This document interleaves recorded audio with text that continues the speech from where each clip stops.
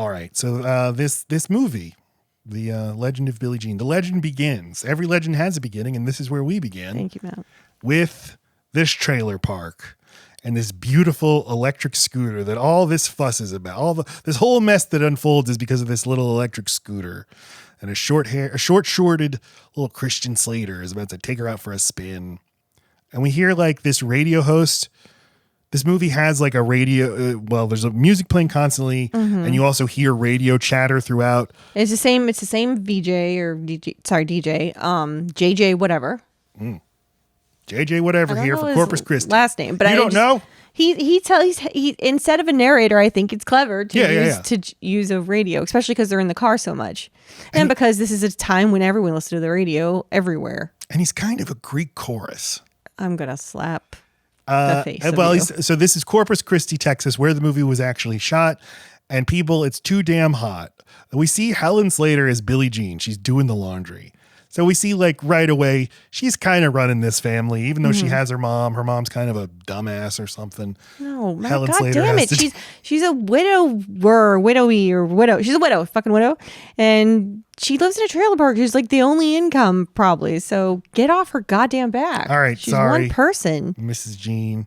This trailer park though, it's not what, those Hollywood sickos have their prejudices about trailer parks. This trailer park, it's a good family environment. I want to go to there. I will say it is a fucking weird move though, that with the insurance money from her dead husband who died of a motorcycle accident, that she allowed her son to buy a scooter.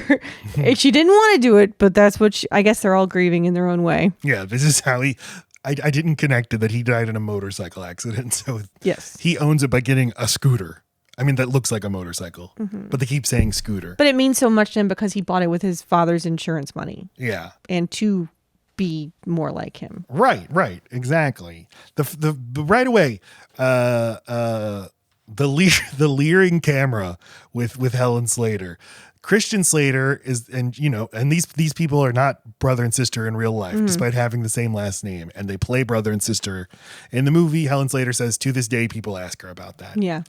He's like, come on, sister, we got to go wherever. And she's like, hold on there, Binks. Christian Slater plays a character named Binks. And Billie Jean, we just get a from behind shot of her just taking off her shirt and changing. This is a very sexual. I'm glad she was 21 because Jesus.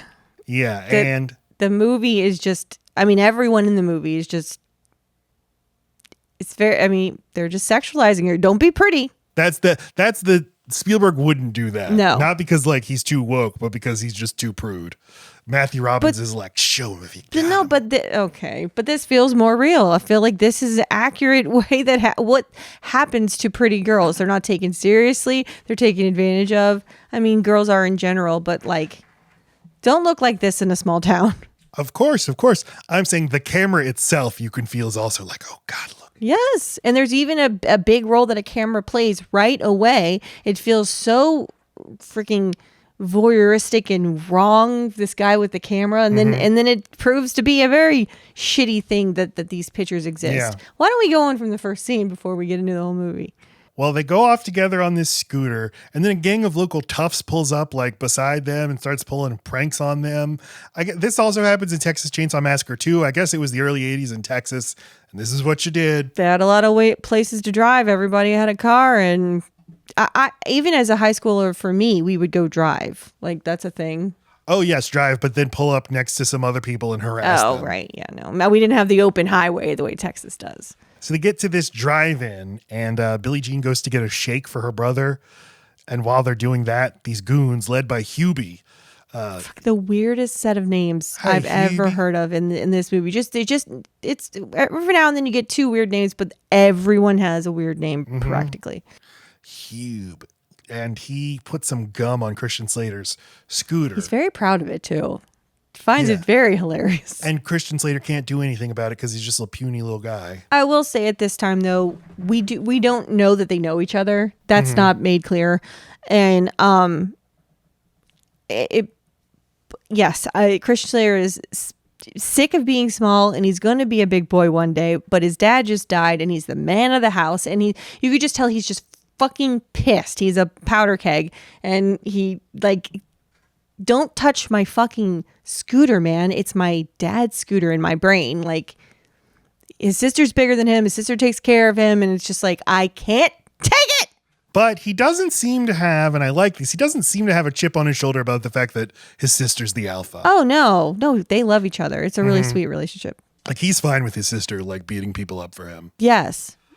She comes out when she has a strawberry shake. He wanted a vanilla shake. Don't they have vanilla? And she's like, gosh, Binks, don't you ever get tired of vanilla? Stop. She says they're out, which is like, God, you lie. You can't have a strawberry shake without having vanilla base. So you liar. Well, they're just pushing. I mean, no, that's not how shake machines work. This is a Sonic drive-in or just a regular drive-in. It all starts with vanilla. It occurred to me, I was like, oh, it's like a Sonic. And then I realized, no, wait, Sonic is an adaptation of these. They used to have the real thing, a drive-in, and then Sonic's like, hey, we'll recreate that old thing. Okay. So Hubie comes out. Again, Hubie's the lead goon, and he keeps harassing them, and he attempts to kiss Billie Jean against her will. And now her brother springs to her defense and throws his shake in the guy's face, and they take off in the scooter. But they get far enough to their watering hole here, and they're just going to jump in any body of water because they are fucking scorching hot. And there could be gators in that water, but Billie Jean doesn't give a shit. And it's very, they definitely display Billie Jean's body right away. I mean, luckily her and Christian Slater play it just right some fucking how. I don't know how they managed to not make it look incestuous, but they do it. And I was worried. Yeah, I was like, no, it looks like they're going to reveal, actually, we're only stepsister. Right. That's where I thought this was going. And then the porn starts, because this is, I mean, look at them. They're just in the sun, just naked and gorgeous together, laying next to each other on this raft. Right. But he never once even looks at her butt. It's right there, Christian. Just do it, Christian. Just take a little look. Anyway. And I guess this is a known hole of watering because the assholes pull up and they take the bike or they start turning it on and fucking with it.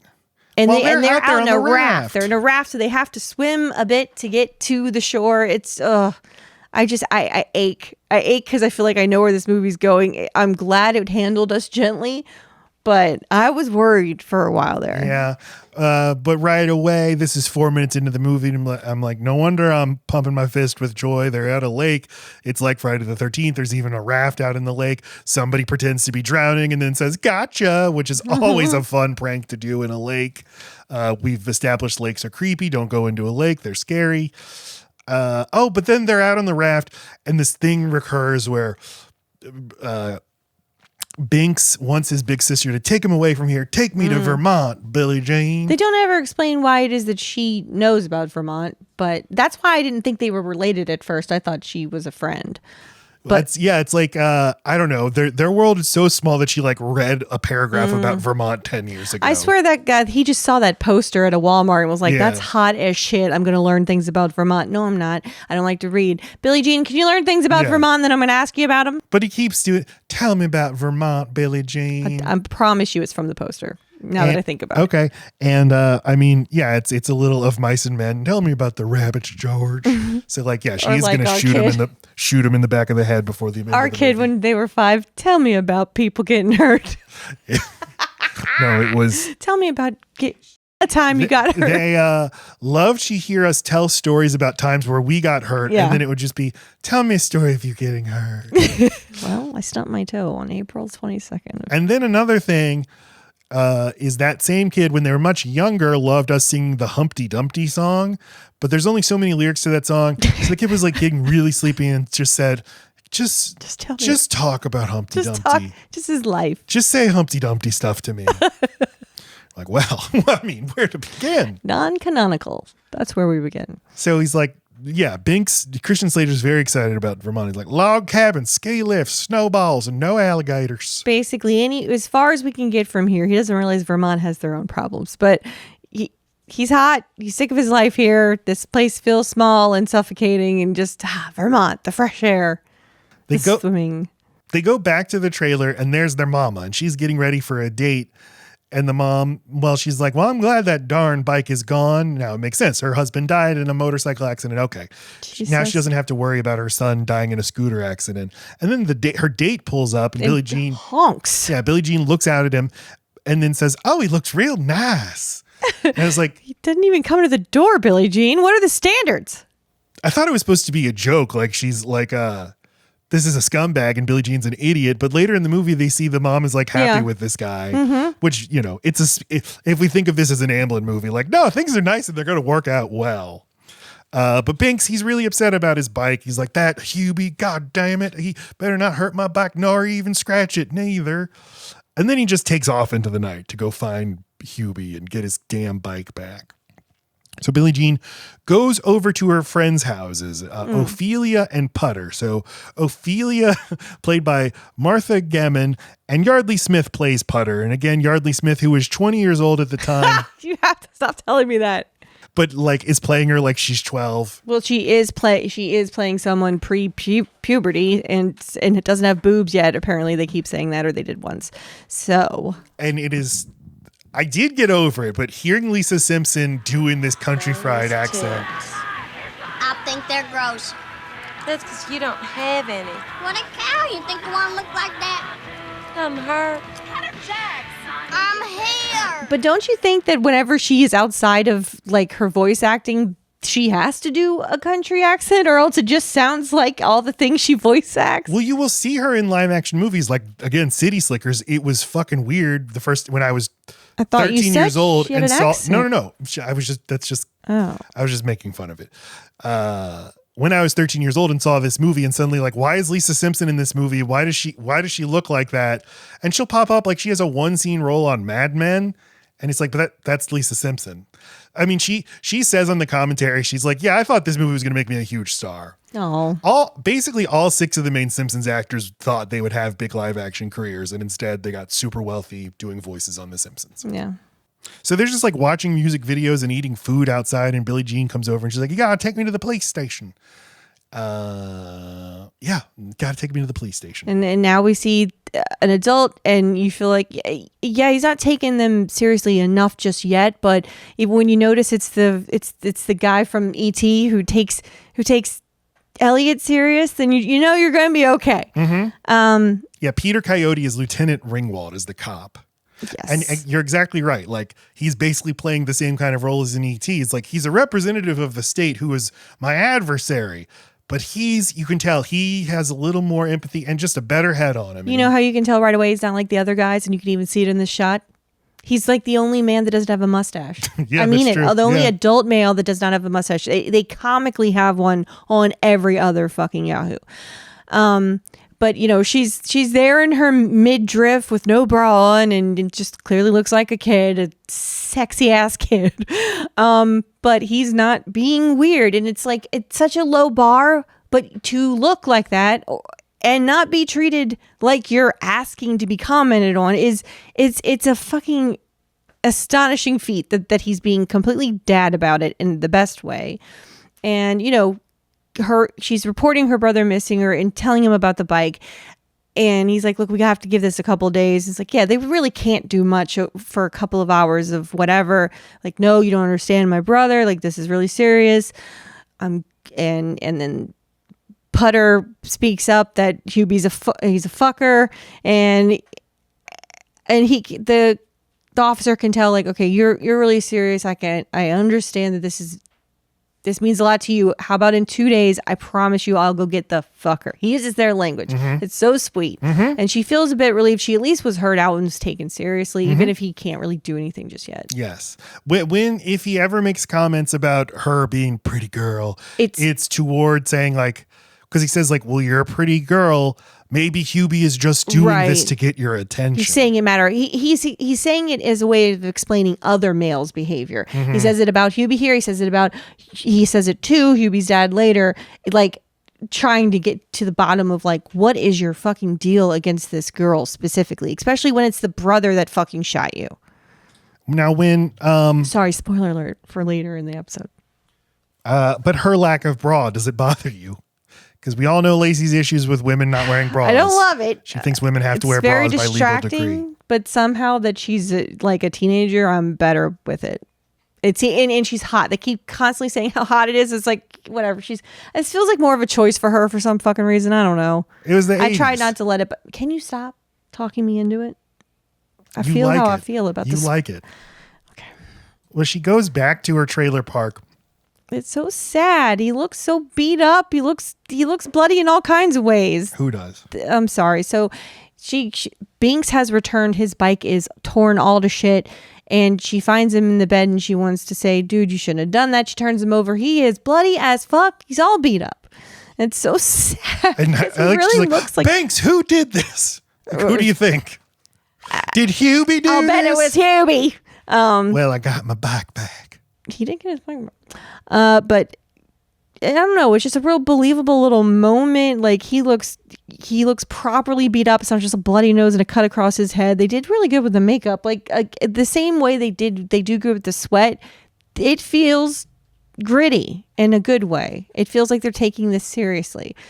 And they look just like brother and sister here. And I don't know. It's just a sweet scene, but it's jarring. You don't expect this bloody fucking kid. Mm-hmm. And and there's she's walking back with Putter and Ophelia. They go their separate ways. Ophelia and Putter go into their houses, and Putter, the younger daughter, was supposed to be grounded, so she wasn't supposed to go to the police station. We just hear her go back into the house, and she's like, "Hi, Mama," and then just hear her get smacked. Well, but before she walks in, she like gets herself together. She's like, "My mom's awake." I mean, and it implies like, yeah, you're about to get punished further, but we don't really know it yet. And then you're about to get slapped the fuck out. There's a lot of child abuse in this movie, and it takes it seriously. Surprising amount of child abuse. A surprising amount. We said this is a wholesome family environment, this trailer park. I'd say of the two moms, one's good, one's not so good. So It's kind of a wash. A wash. And then I was impressed at the makeup carrying through. You know, sometimes in movies, less serious movies, they'll forget about injuries and then just all of a sudden they look normal again. They're normal again. And I just think it's a good reminder of, and I even think, look, Christian Slater looks like he has like cotton stuff in his cheek, even to give him like some swelling. I just think it's very effective.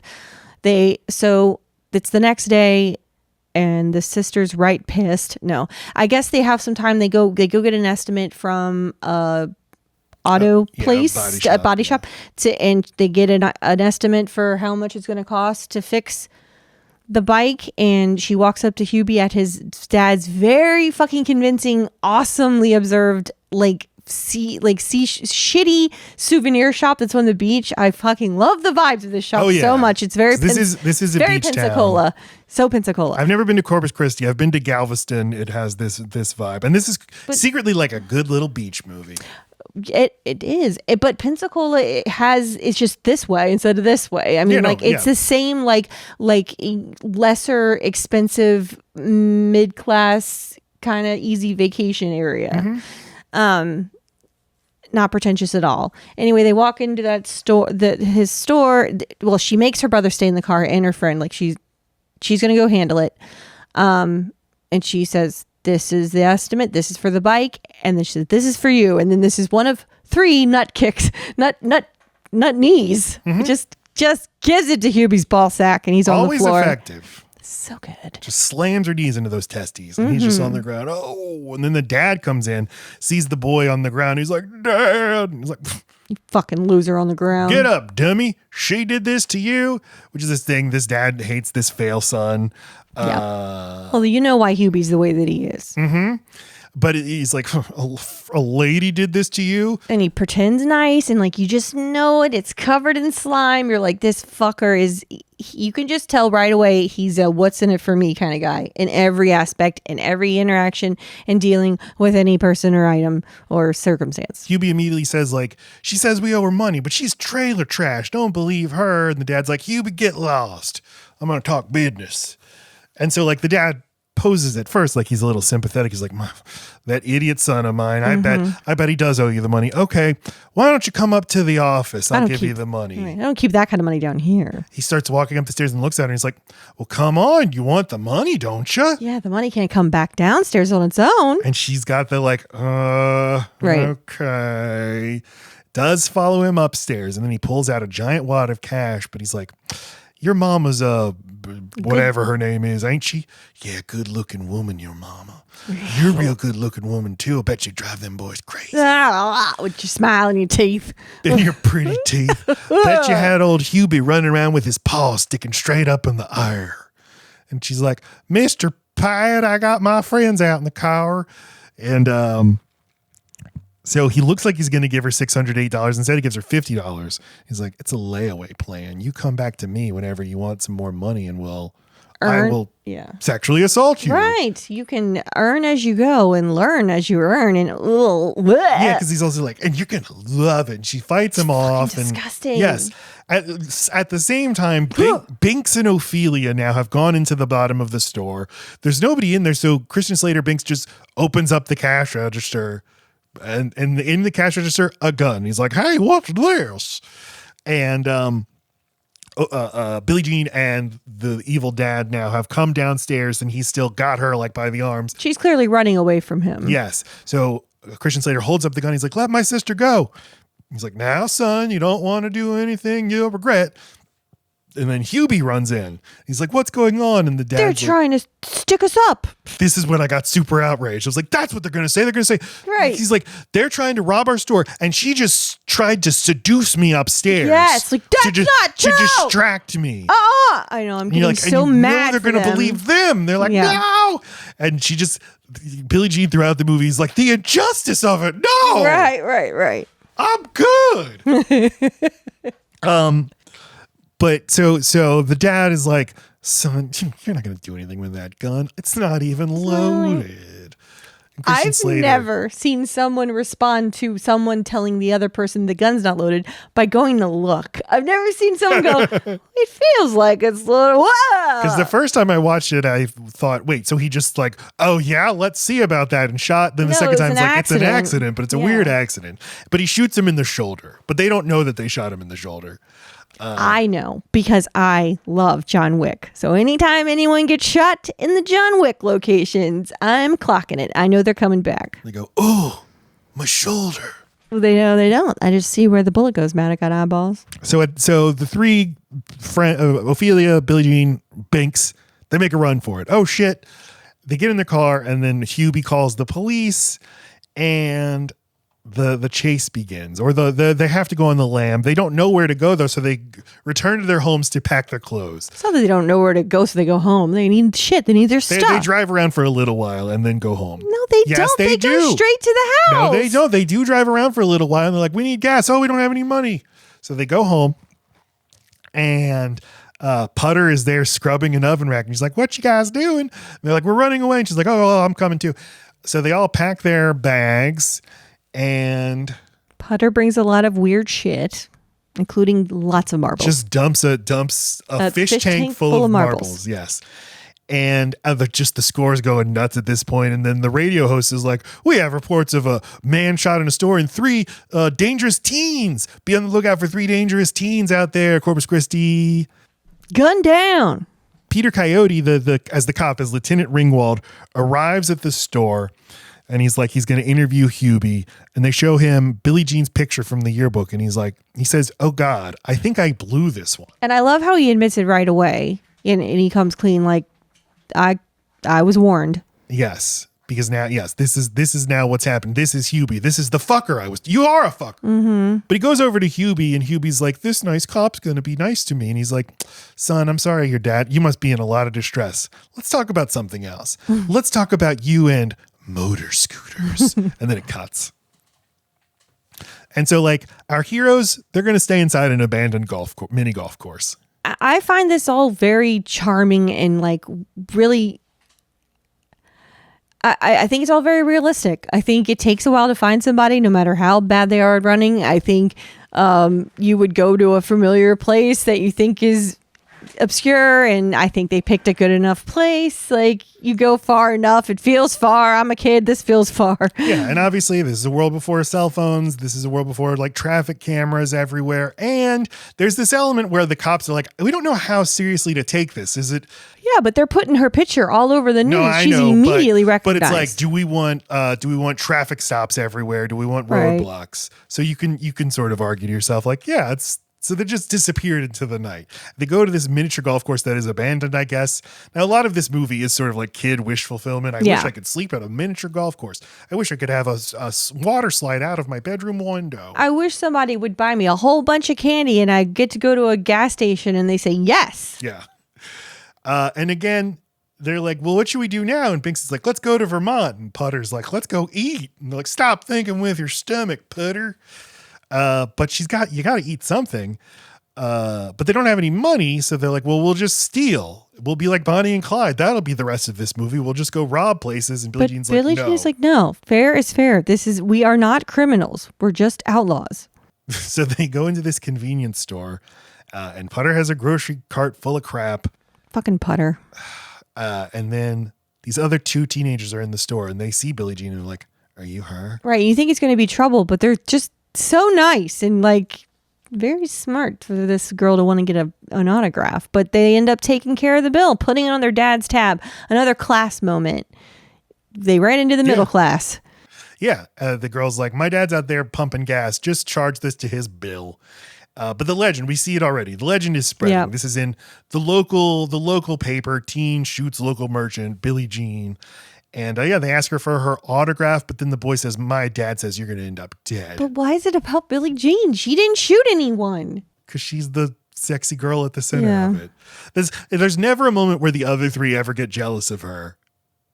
Which I think they are all just friends with her and know she's a goddess. And it's like, no, people don't look like that. Yeah. Things are going to happen to people who look like that.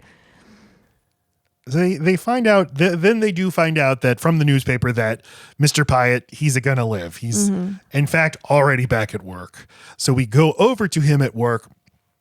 Oh, wait, first, Billie Jean and company, they call their home to talk to their mama.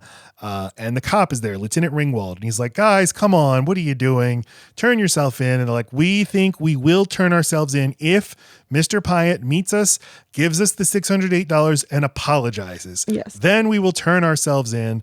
And he's like, no problem. Absolutely. We'll do it. So easy. We will do this tomorrow at noon at the mall. At the place of your choosing, I thought.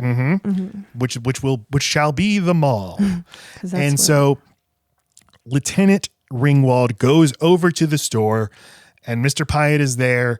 And I guess he's there to be like, hey, give me the $608, please, or please agree to go make the transfer. But we see that he has already put up a big wanted poster of Billie Jean. That is a sexy picture he took. Yes. Or Hubie's shit friend took without permission. Yes, now he just put it plastered in front of his fucking window. It's a teenager in a bikini with no bra, or Yeah. Scantily clad.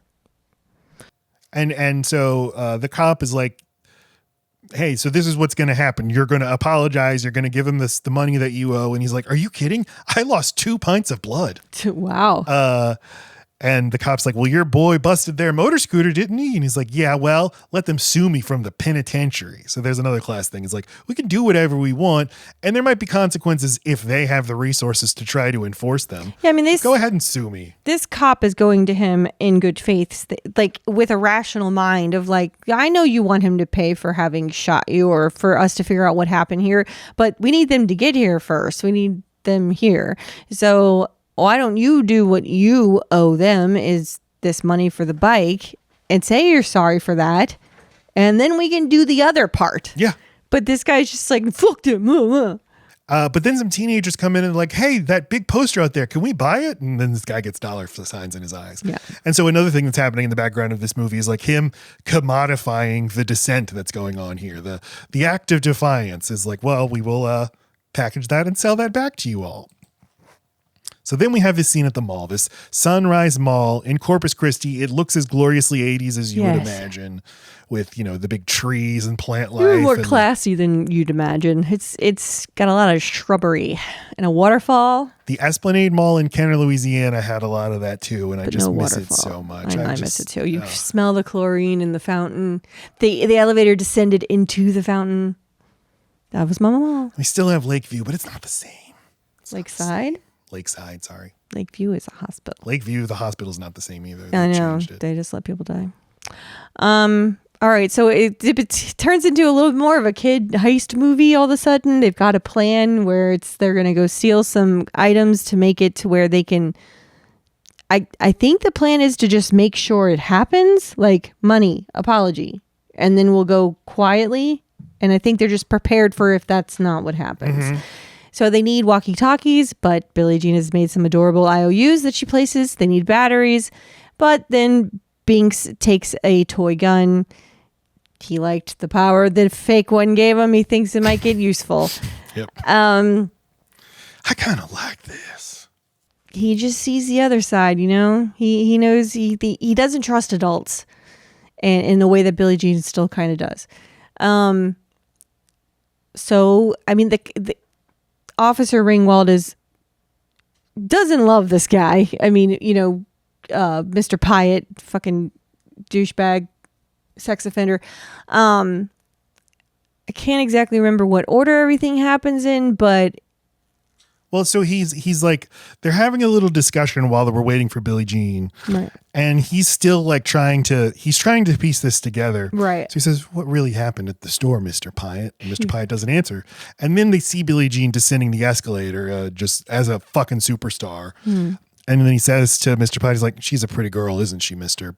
Pyatt?" So it's like he's figuring it out, like you tried to proposition her or whatever. And so Billie Jean comes down the escalator to meet Mr. Pyatt, and he's just like, "Hey, bitch."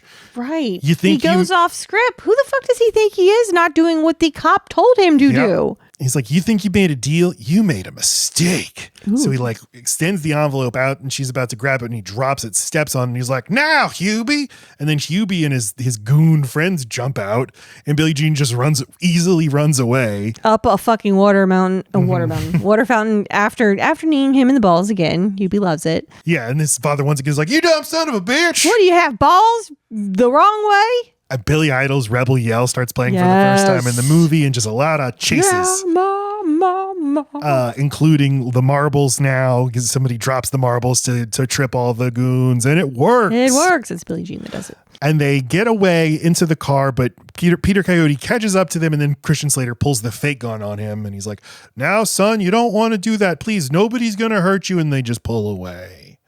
And then at this point, there's like news people interviewing kids at the mall and teenagers like, "What do you think about Billie Jean?" The legend is building. One woman says like, "I think they're picking on her because she's a girl, and that's just not fair." Yeah, they say actually pretty decent shit for an 80s movie.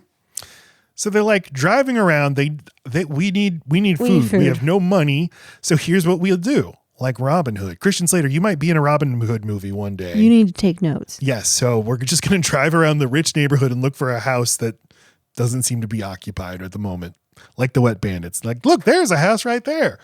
There's an empty house. This is another wish fulfillment thing. Like yes, to just absolutely. go into someone's house and eat all the shit in the refrigerator. And they help themselves and they sit down. But, you know, Billie Jean's just more of a thoughtful person and just kind of goes looking through the house, not to steal anything, just to see what this house is about. And then here's a noise upstairs. And I think this movie's about to turn into a weird fucking magic movie where there's goblins and shit. I did not know that was a mask. I'm like, what the fuck is this warthog looking man? I don't know. Well, we suddenly cut to security camera footage of them. We see somebody is watching them in the house, and he's totally fine with it. We see that he is wearing a bizarre wolf mask. I don't know. It is an old man face, and I did not know it was fake. It was crazy. It's looking. funny. That's what you thought. We both thought of this movie like, boy, this movie's going to hard pivot into a totally different kind of movie. I assumed now this was the rest of the movie, and it was going to be like Saw. Like he's going to be like Jigsaw. He's like, right, because it was unnerving the way play a game. It was unnerving the way he's looking into the camera, sees people in his house, and he's like amused or even like He's just. We don't know what his motives are because he's not acting like a normal person who's got intruders in their house. We don't know he recognizes them. We don't know he's a lonely rich kid. Well, he corners Billie Jean in his room. First scares her. Yeah, scared. And she picks up a guitar and thrusts it into his balls. And he's like, "Oh, why'd you do that?" Sinks to the ground. And then he gets back up. He's like, "Listen, no, I'm not going to hurt you." And she pulls off the mask, and it's a hot guy, and she smiles because she sees he's hot. Now this is Keith Gordon. You love to see Keith Gordon in a movie. He's the lead of John Carpenter's Christine, and he rules. And he has a bedroom to envy if you're a kid in the 1980s. It's super confusing. All this movie equipment. He's got the whole floor, it seems like, because Yeah. there's multiple rooms. He's bored. He's got a lot of money.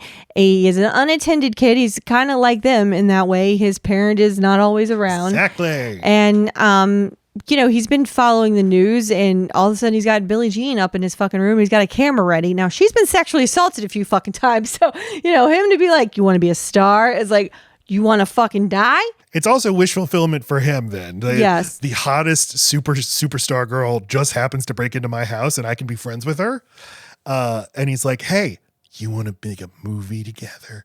And it seems like right there could go into another disturbing direction. Instead, she's just like, you're weird. And then the rest of the kids come in and are like, hey, what's going on in here? And they turn on the news and watch it together. And then they watch Joan of Arc. First, oh, sorry. They're like, first they interview Mr. Pyatt and he's giving them a bunch of bullshit. He's like, these are some disturbed youths. It's a real problem going on in our society. Causing a moral panic because he knows it's easy to fucking do. I bet they worship the devil too. And then they talk to other people and this guy's like, they hogtied me and they stole $400 and they burned my gas station. So they're all getting mad. They're like, that's not true. It's just not true. Right. So they change channels again and they see Otto Preminger's 1957 movie Saint Joan, where Jean Sebang plays Joan of Arc, and she has this little haircut. And Lisa Simpson's like, is that a boy or a girl? And so they're like, what's the deal? Never have 4 teenagers in the midst of a life of crime been so interested in a black and white movie. They're like, what's going on with this movie? I don't know. I think you seek out normalcy when you're in situations like this. They're all just watching a movie at this point. So Lloyd, Keith Gordon, if I didn't say, his name is Lloyd. He's like, you guys don't know Joan of Arc? Well, I'll tell you. She was in France in the 1300s and she led an uprising against the English and she was a hero. But then they burned her alive and then seemingly jumps out of his window to his death. He's been dying to do that, or he's done it a few times. People who don't know there's a slide out there. They're few and far between, baby. Yes. So he's finally got some people. He's like, I'm going to make it look like I jumped. I sleep. They look outside. There's a water slide down to his pool. There's no water in it. So there's no way they're sliding that fast, but fine. So everybody but Billie Jean goes down. She's something about Joan of Arc here. Something's calling to her. And by the way, though, just her name, Jean, Billie Jean, in French, you feminize that, you add an N-E to it, and you have Joan. What is Joan of Arc in French? Jeanne d'Arc. This is Billie Jean of Arc, is what I'm saying. Wow. She goes downstairs and she's like, guys, Lloyd, get your video camera. I have an idea. And then she goes back and she dramatically cuts her hair. And then perfectly. Yes. Comes out. And this is, again, a movie star reveal. Just pan up first from the pool. She's also put on makeup. She's also found a wetsuit and she's cut it into the most hot looking fucking like Aquaman shirt thing. I don't know what the hell it is, but titties are out but it's classy and an earrings on and we don't know where that came from. And Well, yeah, it's the coolest pan up in the history of cinema. And the score, the music, I don't remember if it was a song or the score, is going nuts. And somebody's like, Billie Jean, you look. And someone else says, famous. Lloyd says that. He knows what fame looks like. Yes.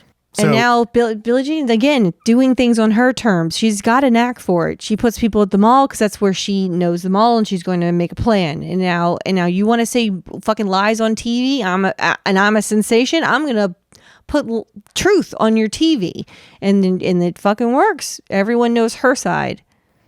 Who is this little redhead kid? That's got to be someone's kid that's just let my kid do this weird thing, please. The only thing we see of the video at first of her filming the video is like, I'm Billie Jean Davy and I'm going to tell you the truth. And then we cut and it's the next day. And this little redhead kid is walking to the police station carrying a videotape that he delivers to Lieutenant Ringwald.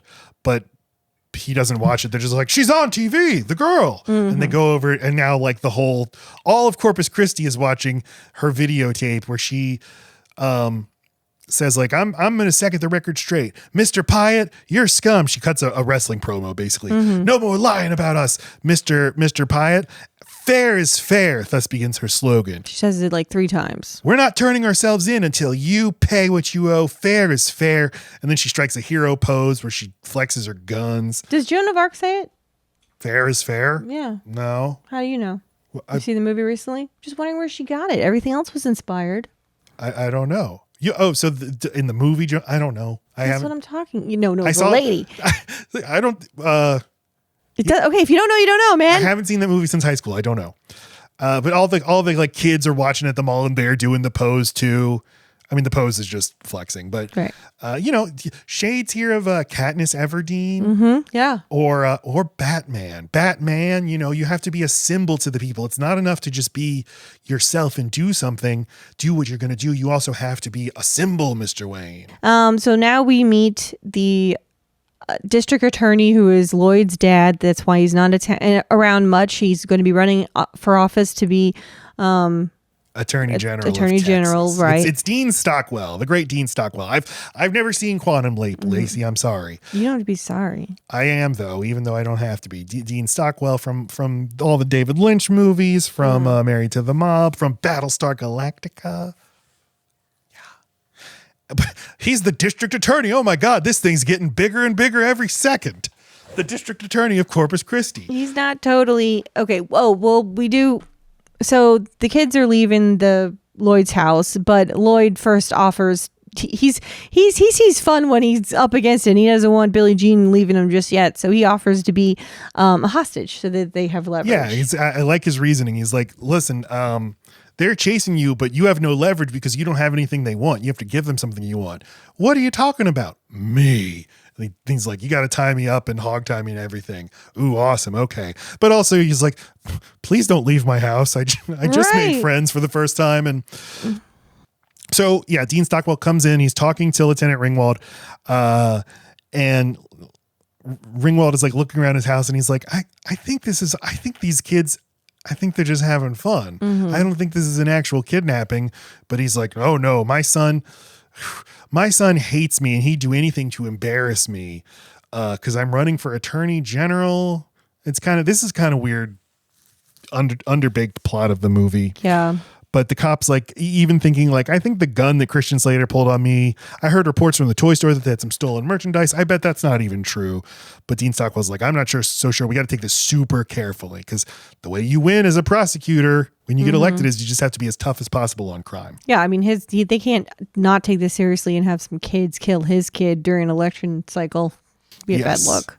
And then we cut to them filming a hostage video of Lloyd. It's probably my favorite scene in the movie because so funny. He starts like he can't get through anything he says without laughing, and everything he's laughing at, Billie Jean is laughing at too, and they're like mentally boning each other already. And he's like, Daddy, just remember, if you get someone's ear in the mail, it's mine. And they're laughing together. And then they hear a radio commercial for a local car dealership. It's like, come on in and get the Billie Jean special. Mark's Honda, where fair is fair.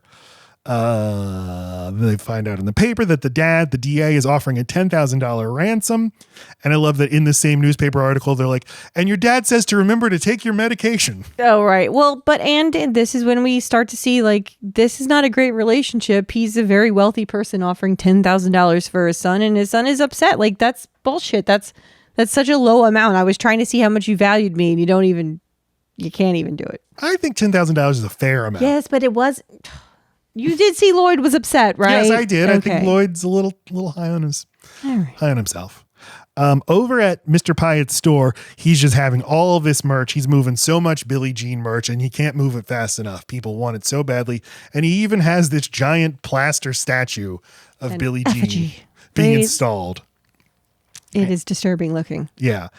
And like the district attorney then comes in, Dean Stockwell. And it's never rubbing him right. This is always just that he wanted to sell a picture of her. It was creepy because it's a picture of her in her underwear, basically. But you're just making such a spectacle of all of this. You won't give them $608, but you will do this. I mean, there's so many shirts, so many hats. How many items do we need here? Yeah. And then I didn't need this scene. This scene hurt my heart. What, I can't get it out of my head. Okay. What happens? So why does it I just feel like they could have, I don't know what they could have done to shown what it is that Billie Jean means to them, but it does kind of express what I am trying to say about this movie takes children seriously, and other children take other children seriously because they know their problems are real. And so a couple of kids see Billie Jean in the car and they just say, I don't remember the kid's name, but Kenny because perfect name. Kenny needs your help real bad. And it's like, okay. And they just start walking and they don't know how far they're going to go. She has no idea what the fuck he needs help with. And then they just get to the and the kids just start joining them. Yes. And this is when it gets the most Amblin-y because you just have an army of children just jumping out of tree her. houses, Yes. fucking so many kids. Rufio's there. Yeah. And you get up to this not very taken care of house and you hear the beating. Yes. Like terrible. And she's disturbed and scared, but walks right the fuck into that house. Summons her courage and just goes in. Just goes in. Like doesn't knock, just goes in and sees a man and then sees Kenny in the corner. Again, very realistic, which is why it was hard to look at. The kid looks dirty in addition to just bruised and old bruises. The way an abused kid looks, bruises on top of new ones, or you know what I mean. And the kid just reminded me of like my kid or something. I don't know. I was just like, I don't need this. The kid was being really silent. He wouldn't say anything. And I just know the reality of inserting yourself on a domestic violence situation this way. I know it makes things worse for the kid more likely than it doesn't. I get what this movie's doing. I know that it's a kid wish, a fulfillment situation of like someone who says fair is fair is going to take me out of here. But like, what is she going to do? And the only what she decides is that he's going to go stay with his grandma for a while. Well, that grandma's always fucking existed. That grandma knows that her son is a piece of shit. Like, there's no way this is going to end well for fucking Kenny. Kenny's fucked. Yeah, this is the movie's biggest miscalculation. They are trying to. She's like, yes, she's a literal superhero at this point. Right. You have to come up with a less real scenario for her to intervene in because real kids get abused in the world, and now we're just showing it. And like that's not this movie. That's a different movie. We're already showing sexual assault in this, and at least they did that lightly. They handled that one pretty tastefully, and everything's implied. This is just fucking real. The dad looks drunk or dad looks like an abusive dad. Like it's all it's too real. Yes. Well, what are we doing? Even he's like, who the hell are you? She's like, I'm Billie Jean. He's like, oh my God. You want a Coke or something? Right. Well, he looks outside. At first he's like, you get the fuck out of my house, bitch. But then he looks outside and he sees all of the kids and he pans. And this is like shot for shot, a reference to Alfred Hitchcock's The Birds. Oh, okay. Where you step outside and there's just birds everywhere. And you're like, okay. Good. I don't want no trouble now. So then Billie Jean leaves with Kenny. She's like, Kenny's going to stay with his grandmother for a while. And all the kids are like, yay. Yes. The thing that's not well observed about this is that all the kids care about that kid would be a social pariah. That kid is the kid that shits himself in school and you don't know why. That kid's the kid that acts out or comes to school and he's not wearing the right clothes for the right season and is dirty.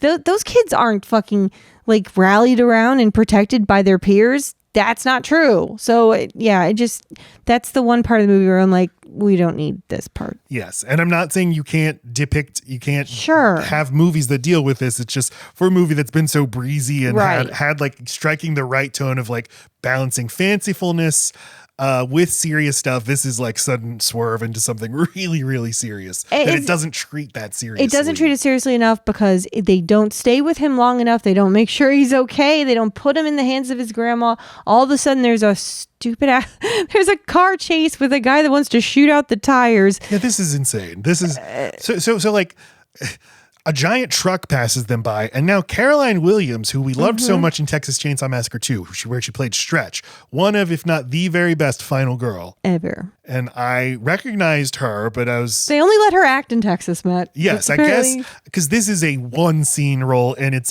in the credits. She's just listed as like lady passenger or something. Pickup lady. Yeah. Pickup truck. Like, is this a cameo or a role? Confusing. Anyway, she's like, stop, it's Billie Jean. And her boyfriend's like, it is. Hell yeah. And he pulls out a shotgun. No, it's not. It's a down payment on a house or something like that. Yeah. Because now he wants the ransom or the reward or whatever. So a little car chase happens. It's a good car chase. Because there's real fucking gunshots being fired through the head spaces of the car. This is the first time they've been in real physical danger, and that Billie Jean has put her young friends in danger. And this is like a turning point for her. Like, this is too much. Just as you know, for a little movie to have a car chase where you topple over a real vehicle, it's really effective. I always forget you like stuff like that. But I don't notice it. It ends in like 45 seconds. And Billie Jean's freaking out and she's looking over at everybody. Is everybody okay? She looks over at Putter. You're covered. You're shot. And she's like, no, I'm not. I'm like, well, you're covered bleeding. in blood. And then she just gets the smile. And they're like, it's finally happened. And Putter says, it's about time. She's finally perioding. Wow. And Billie Jean says, it's freaking awesome or whatever she says. Yeah, periods. Woohoo. Well, yeah, because Christian Slater's like, ew, gross girl stuff. Yeah. And then like later they're at a dock and Billie Jean is like washing Putter off. Right, she's naked and like covered in a blanket. It's like, this is a weird reaction to some period blood, but I guess it was everywhere. Yeah. Okay. And so she dries her off and they just like look at each other and Putter's like, when can I get a diaphragm? Yeardley Smith on the commentary says people will still come up to her in public and quote that line to her. Oh God. But this is what makes Billie Jean realize her friends are in danger. She has to let Ophelia and Putter at least. They need to go. She can't see them get hurt. Mm-hmm. That night, she has a little dockside kiss with Lloyd, and then the next morning, or then she's like, "I've decided we're going to leave those two girls behind." So the next morning, the cop, Lieutenant Ringwald, finds the two of them asleep in their car, and he's like, "Wake up!" And they're like, "Bah!" And he's like, "Billie Jean told me you were here. Now where is she?" And they say, "Everywhere." There's this annoying moment at a country club where Billie Jean and Lloyd and Binks, they're like debating, should we steal a car or a golf cart or something? And Lloyd's like, no, I'll just pay for it. And Billie Jean's like, of course you can pay for it. You could pay for anything, rich boy. Just let him. And you only want to do this to make your daddy mad. And he's like, oh yeah, well, something else. But then some cops start chasing them. So there's a big foot chase. And this separates the three of them. Mm-hmm. Billie Jean is running on foot. How's she going to get away? And then a stranger in a car pulls up and it's someone who looks a lot like Billie Jean. She's like, get in, Billie Jean. And now it's where we start to see all the instances of Billie Jean. The whole goddamn country's cut their hair. Everyone's turning into Billie Jean. Billie Jeans are everywhere. It's becoming a Spartacus situation because people will go to the police station and say, I'm turning myself in. I'm Billie Jean. And I'm Billie Jean. I'm Billie Jean. And then it becomes like, and then there's this kind of like underground railroad thing where like the people are just passing. She's going from safe person to safe person through nightclubs and onto motorcycles, and it's very sweet. Yeah, they're all just trying to get her safely to her place where she's said that she's going to collect.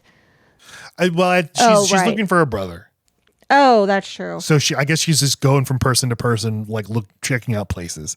But Putter and Ophelia were taken to the police station, and the cops like, so I mean that gun's not real, right? And you're like, haha, no, it's not real.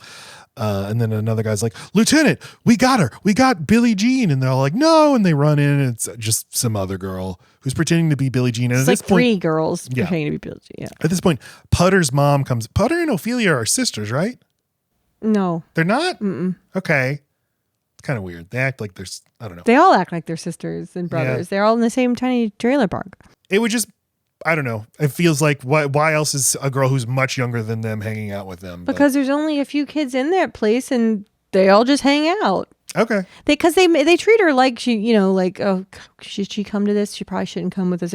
Yeah, they treat her like she's younger, but she's still part of their group. Mm-hmm. So her mom then comes in and she's like, Mama, and their mom slaps her right there. And she like goes to the ground and finds some scissors. And we think she's going to stab her mom with the scissors. And instead, she cuts her own hair. That's right. She's going to stand up for herself. Yes. And yeah, now we see like the Underground Railroad thing. And I realize at this point, like there would be a huge podcast about this, like in the 2010s, about the Billie Jean thing. Well, no, first there would have been a big budget movie in the 90s. Then there would have been a podcast that's like, here's the real story. And then there'd be a Netflix adaptation of the podcast. Okay. But the story is spreading nationwide. It's now the cover of USA Today. But while Billie Jean is like just desperately trying to find her brother, everywhere she goes, there's a hero's welcome. This is when the Pat Benatar song Invincible plays. And it was started to play a few times throughout. It's just playing. Like right now it's just going. Yeah. Mm-hmm. It's been part of the score, but they just play the song. And this was a big hit at the time for the movie. This was a much bigger hit than the movie itself. This is did you know that song is from this movie? It's like, hey, yeah, I didn't know. Do you know Smash Mouth's All Star was from Mystery Men, not from Shrek? Did you know that?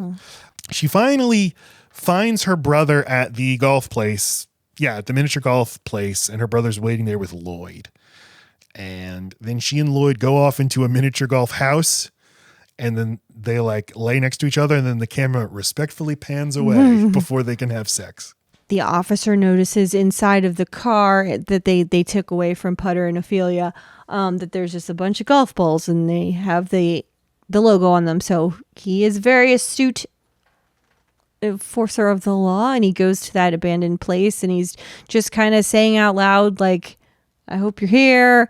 I hope you turn yourself in, or, just trying to tell him, like, it doesn't have to be all terrible. I need to protect you this way. This is the only way I can really help. Yeah. What he says, he's like, I'll fix your scooter. Yeah. Call me, please. And then call me, please.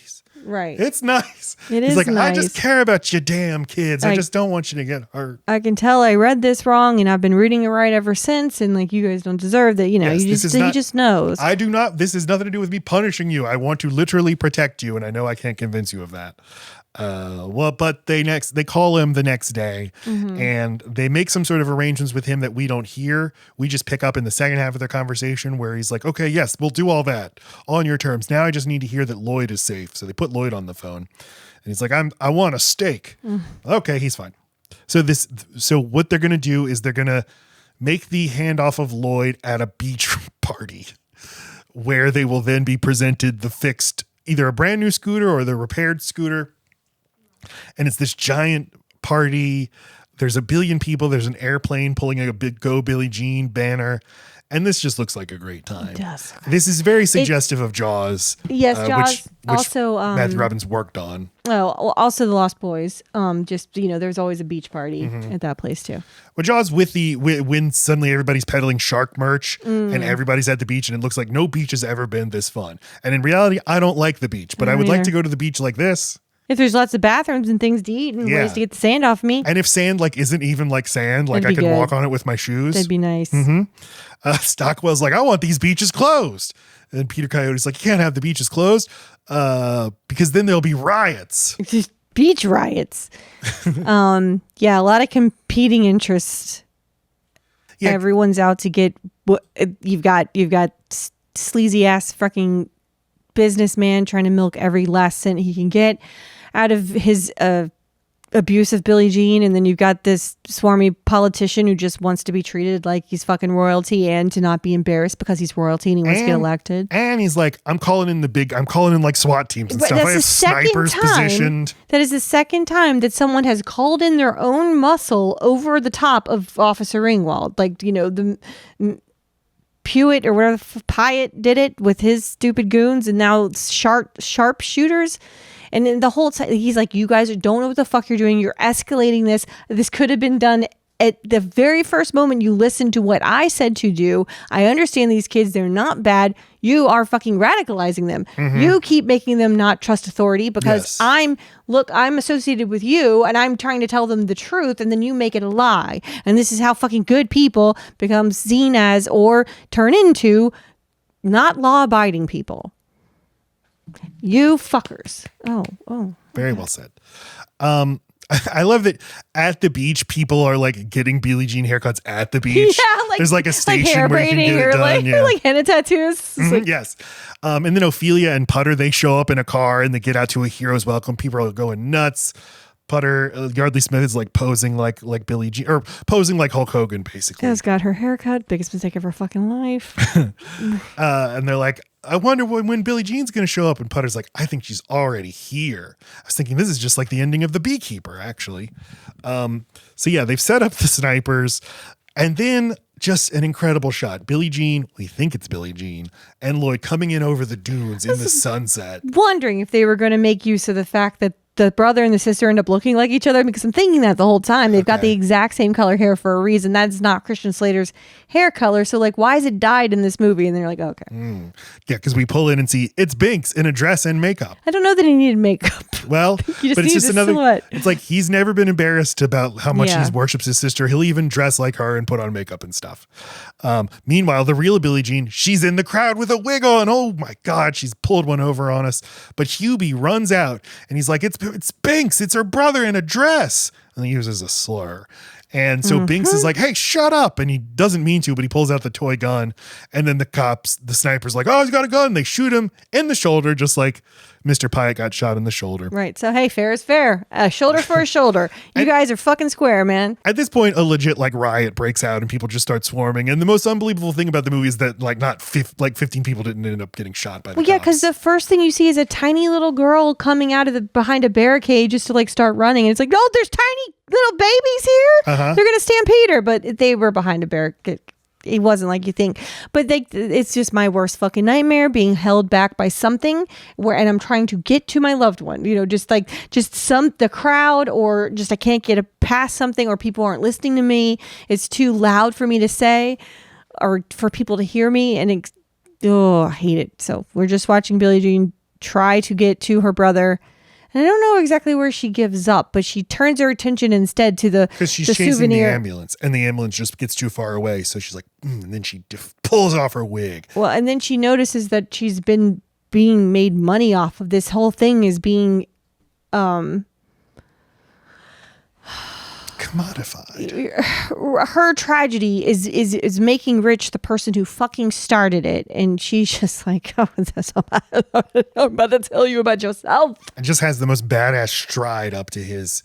Yes, and tent. I wish she said, I don't know, wish they had workshopped the talk a little bit more. It was fine. I just was expecting like, wah! Like I feel like you have to phrase it in such a way to get people to understand what he did to her. It's nuanced enough that people won't see how abusive and how fucked up it can make you for the rest of your life, and how what a creep he is. And especially in this time, it's just like par for the course. So it's like, I wish she'd crafted it in such a way to make him seem even more as a sleazebag, but I guess it works out. Well, what she says is like, the first thing she says is like, who paid for the scooter? Was it you? And he won't say. And he's like, here, I have the money. Here, you can have the money. She's like, no, who paid for the scooter? And then Dean Stockwell steps out and he's like, I did. And at this point, like, Pyatt hands her money and he's like, there's way more than $608 here. And he's like, well, let's just all move on. This is the end of it. And so he's like, obviously this includes some hush money now at this point. Yes, because the balance has swayed. He had the power going in, and now he sees that has changed. So now her microphone matters. She has gotten the power of people on her side, the power of collective action. So she shouts at him like, no, I'm not gonna take your fucking money. She says, what about the lessons? You were going to give me lessons. You're going to pay me. You said how much I was going to love getting touched by a man like you. And he's like, shut up, slut. This is crazy. I won't spoil anything, but I saw this movie the same day I saw the movie The Brutalist, a incredible 4-hour movie that might win Best Picture. I don't know how much I could give away, but The Brutalist has a very, very similar confrontation involving a father, a son, a sexual assault, and a crowd. Okay. That is crazy. I was like, am I hallucinating? This is the same thing that I saw. Do all movies end this way? Yes. Did Toy Story 4 end this way? I don't remember. I think there was a carnival. Yeah. So she's like, you're right. It's over. I can live with it, but I'm not taking your money. So she throws it at him and then knees him in the balls again. This is just... if it's not broken. I think this is the first time he's been kneed in the balls. Oh, yeah. But it's her knee's going to get bruised. Like, the knee's getting tired. And then we cut to Hubie, and Hubie smiles like, yes, which is always the arc that, when you are abused by an abusive dad and he finally gets what's coming, you see, I don't know, there's hopefully a moment where you start to distance yourself and you have been abused too. You don't have to act like him. So as he falls over, like he knocks a torch or something, and then a fire starts very, very quickly of his merch tent. And he's like, everybody help me save my merch. But nobody will help him. We're at a beach. We got some water. So give me my stuff, my precious merch. And there's something powerful about it. Everyone just standing there, including the cop. They're just watching him, and someone gets the idea to take off their merch and put it in the fire, and like not only not put out his fire, but make it bigger and make it bigger on the shit that he sold to them. And so I took part in this. I was fooled by you, but let me make these flames bigger, you fuck. It's brilliant. Somebody's going to make a lot of money on eBay one day who didn't burn their shirt. That's all I kept thinking about. And that little girl's fucking autograph is going to be mint because she's the only one that thought to do that. I just kept thinking of like, I hope I bought a hat and a shirt because I don't want to be like, but I do want to keep it. Oh, but see, I start feeling sad for Billie Jean like 30 years, like, hey, it's the 30th anniversary, y'all. And I was like, get over it, Billie Jean, my God. Oh, my, let me guess, you're at the Corpus Christi Comic-Con. Ooh. Wearing Supergirl outfit for some fucking reason. So now we see the Jean statue, the Billie Jean statue up in the sky on fire like Joan of Arc. It's a very cool cinematic image. The Pat Benatar song is playing. Then the statue falls just like the Saddam Hussein statue. And that's when I shouted, it's like Saddam Hussein. And I'm like, shh, our son is sleeping. And then there's just a tiny brief epilogue of the movie that I don't think should be here, where Billie Jean and Banks. It is weird. They're in Vermont now and they're like going to hitchhike. And Christian Slater comes out of a gas station. And he's like, Billie Jean, you were right. It is cold up here. Gosh. And then he just looks over at a snowmobile and he's like, huh, nice. And then it just freeze frames there. Freeze frames on Christian Slater. And that's the end of you had this incredibly powerful Joan of Arc statue. Now, but they had to tell us that he was alive. They had not told us he was alive. I mean, we could assume it, but all we saw was him get shot. I know. That's functionally why they do it. But yes. The freeze frame is so fucking bizarre. But just that they're happy now and they went to do something they like. I mean, I know it's more cinematic to not do that. It's more 80s to do it. It's so 80s. Yes. Hey, Billie Jean, wait for me while we hitchhike. Any way you want it, that's the way you need it. That's Billie Jean, the legend of Billie Jean.